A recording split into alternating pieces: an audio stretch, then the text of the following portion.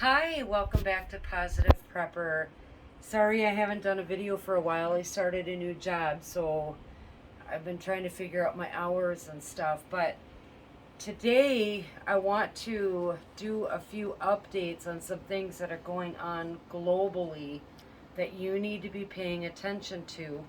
And some of these we've talked about before in the past, but there's quite a bit more that you might not be aware of. So we want to start right now with the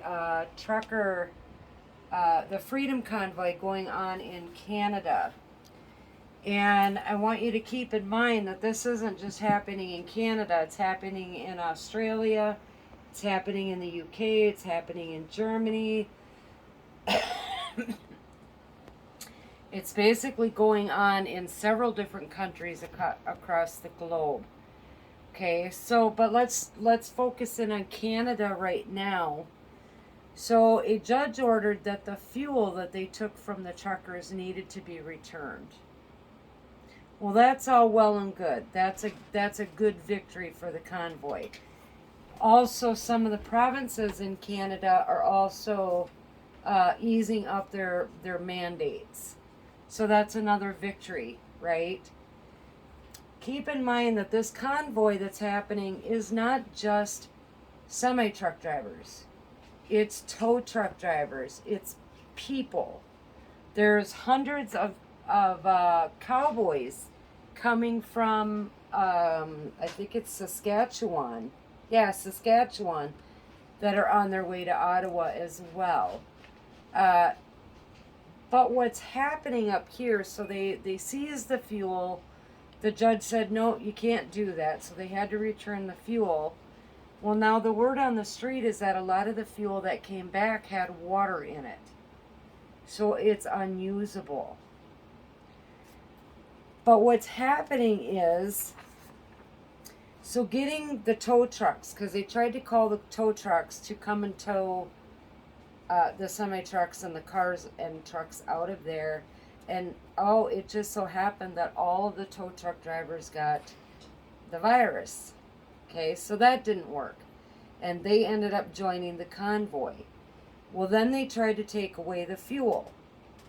Well, that didn't work, right? So now, you can go on the Canadian Broadcast Company, the CBC, on their website. This is their new tactic that they're trying that a lot of people don't know about. They are working with the Children's Aid Society, which is basically the American version of CPS, right? Child Protective Services. And they are trying to go after the children that are with these truckers, saying that this is an unsafe environment. They're saying that because of the noise levels and the carbon monoxide from the trucks, and the hygiene, the lack of hygiene, right? Lack of being able to take a bath or a shower, that all of this is detrimental to children. And so the Children's Aid Society is now in Ottawa, and they are assessing the children's safety, right? Bouncy houses. They had bouncy houses put up for these kids, so that they had a place to, get all their energy out. It was a safe, contained environment. Parents are right there watching them, completely safe, but they are trying to find every excuse they can to make it that these children are in harm's way. Well, the reality of this is that because there are children there, the police and the military, if they end up getting called in, cannot do a whole lot, because that will put the children in more danger. So they're trying to figure out a way to get these children out of there by saying they're in unsafe conditions. Okay? They didn't care about the children when they took the fuel in below zero weather, but now they suddenly care because they cannot start anything against the truckers as long as the children are there. So a lot of people don't know about that aspect of this that I want you to be aware of.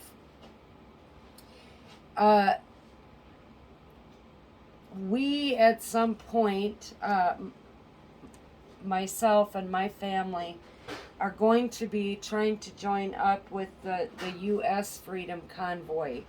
That has already started in certain places, but it will be building up as time goes on, and I think the goal is March 1st or March 4th to be in Washington, D.C. We are going to try to join up with that at some point, so I'm hoping to do a video from within the convoy at that point. The point I want to make with this whole Freedom Convoy thing, and like I said, it's a global thing. Many other countries, even Alaska, which, is part of the United States, but it's kind of cut off from everybody else, they now have started their own convoy in Alaska. So that's super good news. So my point with this convoy thing is, and I am 1,000% behind these truckers, these tow truck drivers, the farmers, the horseback, the cowboys and girls that are coming in.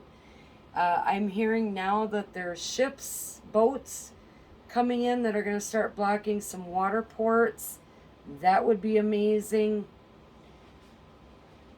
We have been under a lockdown for 2 years. We've been under these absurd mandates. And I would much rather be locked down fighting for my freedom than I would being locked down losing my freedom. So if you have any possible chance of supporting any of these convoys, our goal is to bring hot dogs, chips, pop, drinks, snacks to the truckers wherever we can meet up with them, give them free food. We're doing this with our own money because we need to be a part of this movement. We cannot just sit back and say, oh, yay, they're doing such a great job. They're standing up for our freedom. We also need to be standing up for our freedom. And so we're definitely going to try to be a part of that. So the next thing I want to update on is just some things for you to be aware of as far as the global concerns that are going on. So at our southern border right here, right, with Mexico, we are being invaded. And I've talked about this in another video. But more and more of the powers that be are coming out and actually admitting the fact that we are being invaded. Why are we so concerned about this border when we cannot and are not concerned about our border? Okay? So this is something we need to pay attention to. So let's go over here to this area of the world. So we all know that China wants Taiwan, and I have these marked on the map. China wants to invade Taiwan. That's probably a 30-minute war, but how does that affect you?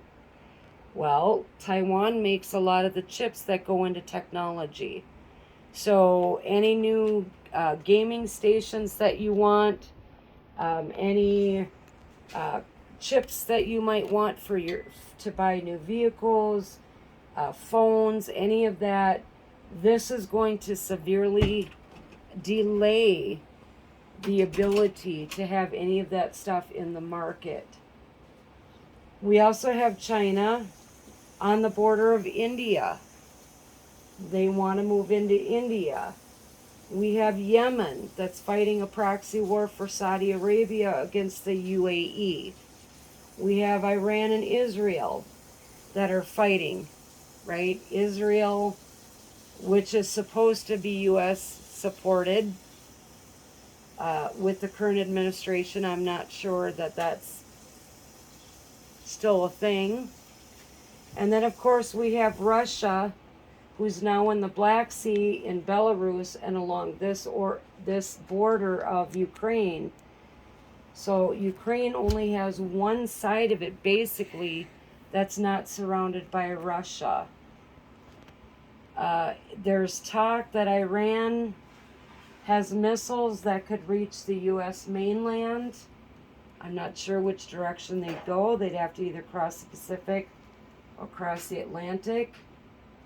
Chances are it would only hit the coastal areas, and then some Russian, I don't know if it was ships or planes, that was up in the northern Atlantic. They've also been seen over here on the outside of Alaska. So we have to keep an eye on this. When we are prepping, right, we have to change our focus of prepping depending on what's going on. So you pretty much have to adjust that. We all know about the food shortages and the economic crisis struggle that we're under. It's hard to tell how much worse any of that is going to get. But I'm going to say, in my opinion, that I expect something to happen within the next month or two. Ukraine has, and I have to say this so that I don't get flagged, neo-N's, N-A-Z-I's, inside of it that might set off a false flag that would actually start this war. It might not be the Ukraine government or the Russian government, but it might be the players inside Ukraine that actually set up a false flag to start the war. If that happens, this whole area is going to be a world war. That doesn't mean that the United States is not also going to have a part of that. Remember that we have a huge Chinese presence in Nicaragua. We have Chinese and Russian presence in Cuba, which is just a stone's throw from southern Florida, right? So anything that happens over here is definitely going to affect us over here, whether it's physically or resource. So adapt your prepping to what our imminent danger is or threat is, but you also have to look beyond that to what the possibilities are of a global war and adjust your preps accordingly. Underground bunkers are not cheap. A lot of people don't have the money to be able to dig an underground shelter in the United States in the case of a nuclear war. But there are things that you can do to protect yourself. And I want to do a whole separate video on ways that you can protect yourself if you don't have a bunker. So that will be my next video. But as always, you need to be stocking up on the food and your supplies. So your toiletries, your hygiene products. Because anything that happens over here is going to affect what we have and are able to get over here. And not only that, but the trucks, the convoy, Freedom Convoy, is also going to put a further strain, albeit, I guess, in my opinion, a happy strain, on some of these products, right? Because the trucks can't get into Canada. They can come from Canada out, but they can't get in. That's also going to put an additional strain on the products that we get. The whole supply chain is really fragile right now. I don't want to focus on that. What I want to focus on the fact that, they're fighting for freedoms that we've lost over the last 2 years. But you need to be preparing for this. Okay, people in Ottawa knew this was coming. So the hope was that they went out and stocked up on their food, their water, their medications, their hygiene products, toilet paper, whatever it may be. This could also be coming to the United States when that U.S. convoy really gets going. That's going to be a lot of trucks that aren't carrying merchandise and filling the stores. And remember, it only takes 3 days for those stores to run out of food and product.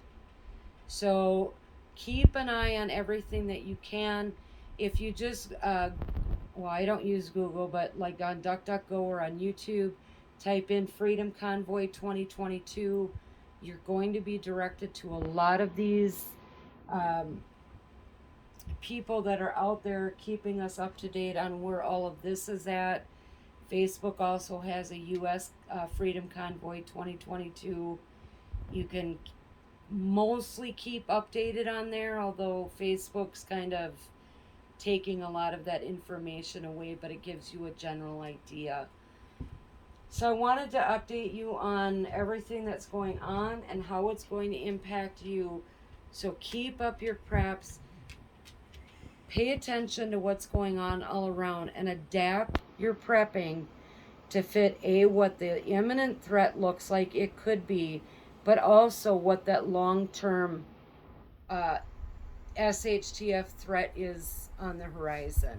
All right? Please hit that like and subscribe button and hit that notification bell.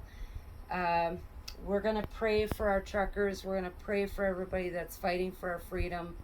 Please try to join in it if you can. God bless.